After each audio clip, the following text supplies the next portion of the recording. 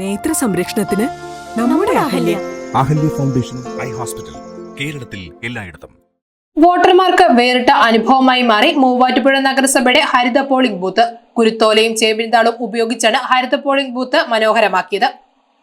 കുരുത്തോലകളാൽ അലങ്കരിച്ച പ്രവേശന കവാടവും ചേമ്പിലകളാൽ സ്വാഗതം എഴുതിയ ബോർഡുകളുമായി മൂവാറ്റുപുഴ നഗരസഭയുടെ ഹരിത ബൂത്ത് വോട്ടർമാർക്ക് വേറിട്ടതായി മാറി.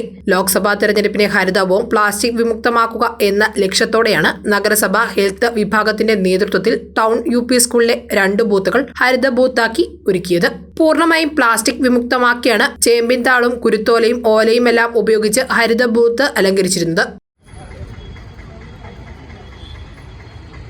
സ്കൂളിൽ ഒരുക്കിയിരുന്ന 46, 47 ബൂത്തുകളാണ് ഹരിത പോളിംഗ് ബൂത്തുകളായി മാറ്റിയിരുന്നത്. 46-ാം ബൂത്തിൽ 1219 വോട്ടർമാരും 47-ാം ബൂത്തിൽ 1262 വോട്ടർമാരുമാണ് വോട്ട് രേഖപ്പെടുത്താനായി എത്തിയത്. വോട്ട് ചെയ്യാൻ എത്തുന്നവർക്ക് കുടിവെള്ളത്തിനായി ദാഹജലം ഒരുക്കുക എന്ന ലക്ഷ്യത്തോടെ ഒരുക്കിയ തണ്ണീർ പന്തൽ വോട്ടർമാർക്ക് ഏറെ പ്രയോജനകരമായിരുന്നു. തണ്ണീർ പന്തലിനായി പ്രത്യേകം തയ്യാറാക്കിയ പന്തൽ വോട്ടർമാർക്ക് കനത്ത വെയിൽ നിന്ന് രക്ഷ നൽകുന്നതുമായി തീർന്നു.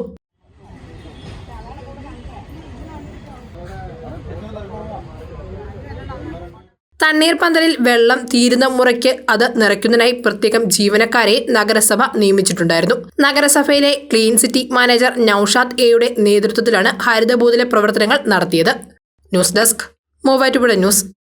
കോളേജിന് നാക്കിൻ്റെ A++ അക്രഡിറ്റേഷൻ ഉണ്ട്. ഇപ്പോൾ അതേ കോളേജ് ഓട്ടോണമസ് ആയി. ഇപ്പോഴത്തെ പിള്ളേരുടെ ഭാഷയിൽ പറഞ്ഞാൽ പഠനകാലം ഞങ്ങളുടെ കളറാ. UGയിലും PGയിലായിട്ട് ഈ കാണുന്ന കോഴ്സുകളൊക്കെ അവിടെ ഉണ്ട്. നിർമ്മലയിൽ നിന്നും പാസ്സായവർക്ക് ജോലിക്കായിട്ട് കാത്തിരിക്കേണ്ടി വരില്ല. Nirmala College, Muvatupura, an inspiring journey into the future.